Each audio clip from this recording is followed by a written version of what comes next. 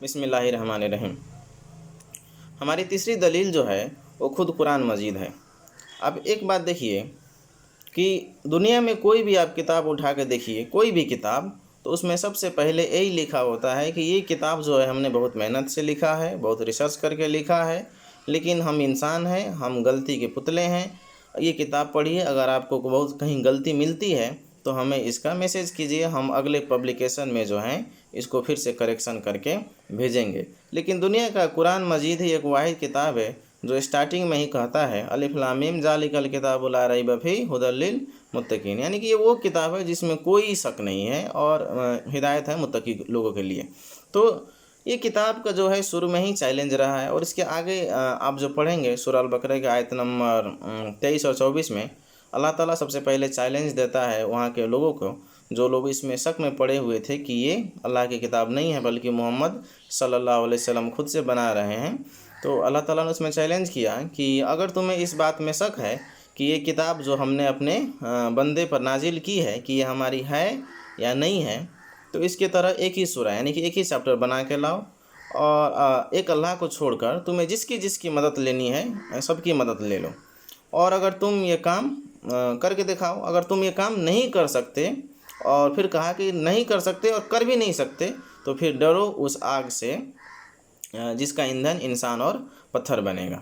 تو دیکھیے اللہ تعالیٰ سب سے پہلے کہا کہ یہ قرآن میں کوئی شک نہیں ہے، کوئی ڈاؤٹ نہیں ہے، کوئی غلطی نہیں ہے، اور دوسری مرتبہ جس کو شک ہے، ڈاؤٹ ہے، اس کو پھر چیلنج بھی کر دیا۔ تو جو لوگ بھی قرآن کیا ہے اس پر ریسرچ کیے ہوئے، میں عام لوگوں کی بات نہیں کر رہا ہوں، جن لوگوں نے بھی قرآن کے پیچھے پڑھا اور اپنی ساری زندگی لگائی، محنت کی، وہ لوگ یہ جانتے ہیں کہ قرآن مجید جو ہے یہ انسانی کلام نہیں ہے، انسان کی باتیں نہیں ہیں، بلکہ اللہ تعالیٰ کی طرف سے بھیجے گئے یہ کلام ہے، اور اس میں کوئی غلطی نہیں ہے۔ جن لوگوں نے بھی اس کو چیلنج کیا، انہوں نے اس میں غلطی نکالنے کی کوشش کی۔ آپ بڑے بڑے ڈیبیٹ دیکھ لیجئے، ڈاکٹر ذاکر نائک اور ولیم کیمپبلز کا جو ڈیبیٹ ہے Quran and the Bible in the light of science, اس میں بھی انہوں نے چیلنج کیا کہ قرآن میں کوئی غلطی نہیں ہے، اور دنیا میں یہ چیلنج آج تک کوئی ایکسیپٹ نہیں کر پایا۔ تو